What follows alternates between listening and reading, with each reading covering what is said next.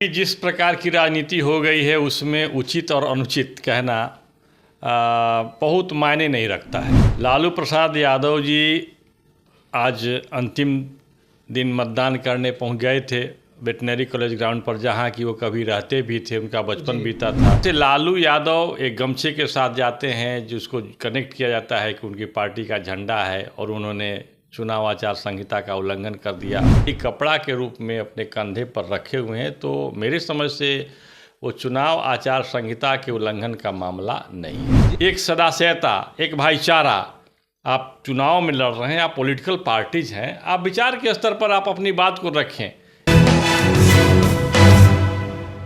नमस्कार, मैं गौरव आनंद और आप देख रहे हैं स्वत्व समाचार। आज जो है लोकसभा चुनाव का अंतिम मतदान था, और यहाँ पे जो है कि आज ऐसा देखा गया कि राजद सुप्रीमो लालू यादव जो है पार्टी का गमछा लेकर के पहुँच गए, और इसको लेकर के विवाद हो गया। अब ये जो विवाद हो गया, तो ये विवाद कितना उचित और अनुचित है, इसको लेकर के हमारे साथ जो है वरिष्ठ पत्रकार और स्वत्व के संपादक कृष्णकांत ओझा है, इनसे हम जुड़ेंगे और बातचीत करेंगे कि ये कहाँ तक उचित है। जी सर, आपका बहुत बहुत स्वागत है। अभी जिस प्रकार की राजनीति हो गई है उसमें उचित और अनुचित कहना बहुत मायने नहीं रखता है। लालू प्रसाद यादव जी आज अंतिम दिन मतदान करने पहुंच गए थे वेटनरी कॉलेज ग्राउंड पर, जहां कि वो कभी रहते भी थे, उनका बचपन बीता था। लेकिन लालू जी बीमार भी हैं। उनके गले में गमछा था, गमछे का रंग हरा रंग था। उसमें लोग बता रहे हैं कि दिखाई भी पड़ रहा है कि उनकी पार्टी का जो चुनाव चिन्ह है लालटेन, वो भी था। तो इस प्रकार से आप कह सकते हैं कि वो अपने पार्टी के चुनाव चिन्ह से युक्त झंडे के साथ वहाँ गए थे। लेकिन वो कपड़ा जो था, जो झंडा भी हो सकता है और एक अंगोछा तौलिया भी हो सकती है। तो ये अब विवाद की बात है, तो विवाद का एक सिलसिला शुरू हो गया। जैसे नरेंद्र मोदी अभी गए हैं, जाकर के ध्यान कर रहे हैं, मौन व्रत धारण किया है, तो इसको लेकर के विवाद हो रही है बात जी। तो उसी प्रकार से लालू यादव एक गमछे के साथ जाते हैं जिसको कनेक्ट किया जाता है कि उनकी पार्टी का झंडा है, और उन्होंने चुनाव आचार संहिता का उल्लंघन कर दिया। अभी लालू यादव तो मुख्यमंत्री भी नहीं है, कोई केंद्रीय मंत्री भी नहीं है, विधायक या लोकसभा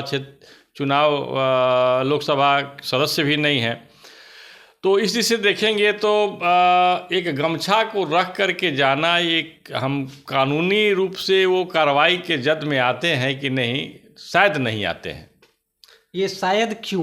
क्या ऐसा पहले कभी हुआ है? हाँ। इस तरीके से केस जो है इलेक्शन कमीशन के पास गया है? मुझे स्मरण है कि नरेंद्र मोदी 2019 के चुनाव में शायद मतदान करने गए थे, तो उनके पॉकेट के ऊपर में कमल निशान का एक लगा हुआ था जी। तो लोगों ने उसके कहा कि भाई ये 2019 या 2014 के चुनाव में, अब स्मरण नहीं, देखना पड़ेगा, तो उस समय कांग्रेस के लोगों ने शिकायत कर दी थी कि ये आदर्श चुनाव आचार संहिता का उल्लंघन है। लेकिन जब उसके विविध पक्षों को, उसके कानूनी पक्षों को देखा गया, तो वह कानून के दृष्टि में चुनाव आचार संहिता का उल्लंघन नहीं था, क्योंकि वह उनके हाथ में नहीं बल्कि उनके कपड़े में लगा हुआ था, और वस्त्र का एक हिस्सा हो सकता है। तो आज भी अगर हम देखते हैं तो जो लालू प्रसाद यादव गमछा लेकर के गए हैं, तो वह भी तो जो है कि एक हिस्सा ही हो सकता है, कपड़ा ही, क्योंकि नरेंद्र मोदी जो है वो बैच लगाए हुए थे, तो बैच भी किसी न किसी तरीके से पूरे तौर पे जो है वो पार्टी का सिंबल ही है। हाँ, यदि लालू यादव के गले में जो गमछा है, तो एक वस्त्र है, उनका एक वस्त्र है। यदि उस गमछे को निकाल करके वो लहराते जी, यदि उस गमछे को लहराते हुए कुछ बोलते या नारा लगाते,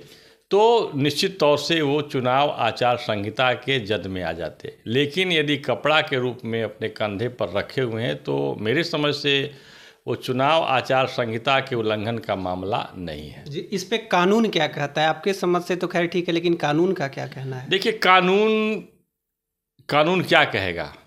बहुत सारी बातें आपको आप अपने घर में अपने पिताजी को प्रणाम करते हैं, कानून उसमें क्या कहता है कि आप कानून करिए। किसी भी देश का संविधान जो होता है उसमें परंपरा एक हिस्सा है, संपूर्ण रूप से लिखित कोई संविधान होता ही नहीं है।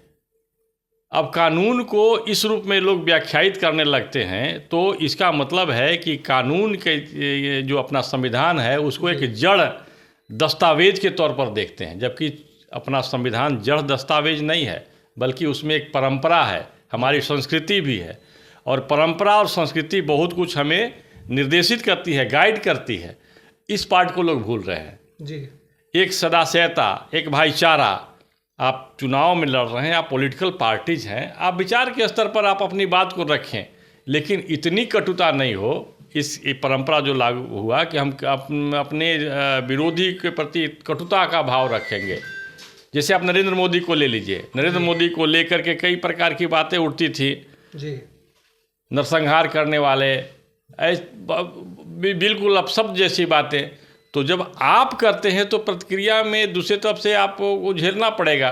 तो लालू यादव की ओर से भी अब नरेंद्र मोदी के नट्टी पर चढ़ जाएंगे।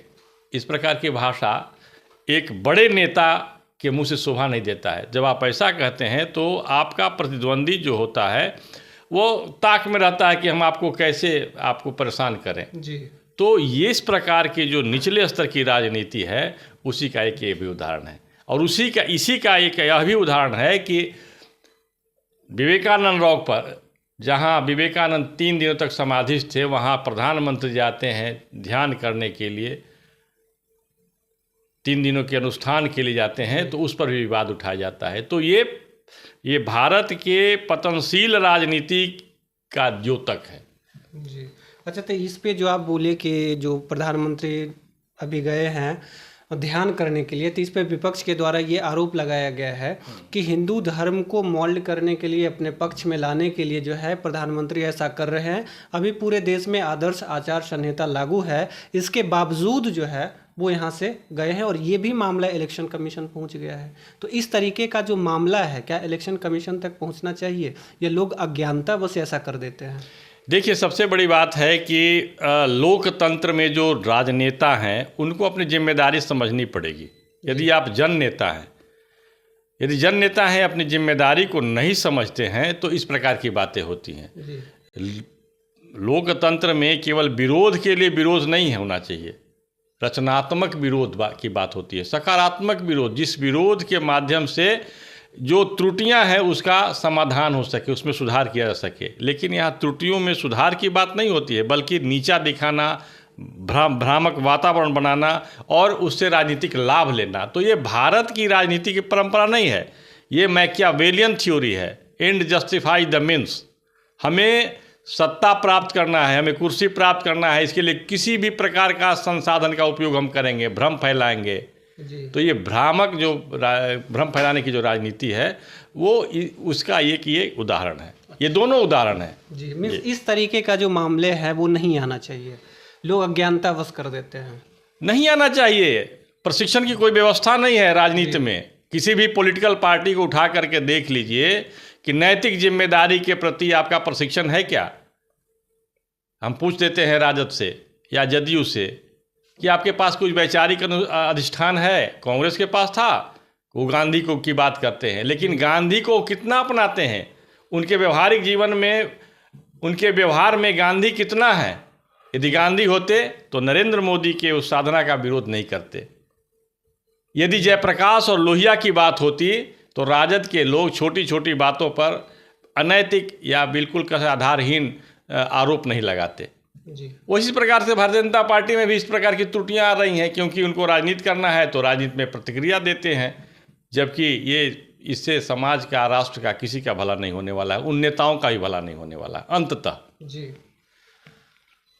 तो अभी आप सुन रहे थे कि जिस तरीके से जो लालू प्रसाद यादव के द्वारा गमछा लेकर के जाना और मतदान करना एक मुद्दा बन गया था, ये कोई मुद्दा नहीं है। लोग अज्ञानता बस भ्रम को फैलाने के लिए सिर्फ इस तरीके से मामला को उछालते हैं और ऐसा मामला कुछ होता नहीं है। संविधान में ऐसा कोई कानून नहीं है कि आप किसी पार्टी या फिर किसी दल का सिंबल लेकर के या उसका कुछ भी वस्त्र लेकर के आप नहीं जा सकते हैं। अगर आप वहाँ पे उसको लहराते हैं या फिर उसको किसी तरीके से लोगों को इंगित करना चाहते हैं उसके द्वारा, तब आप पे कार्रवाई होती है और यह एक कानूनी प्रक्रिया है। ऐसे ही खबरों को देखते रहने के लिए बने रहिए हमारे साथ और देखते रहिए हमारे चैनल सत्य समाचार। धन्यवाद।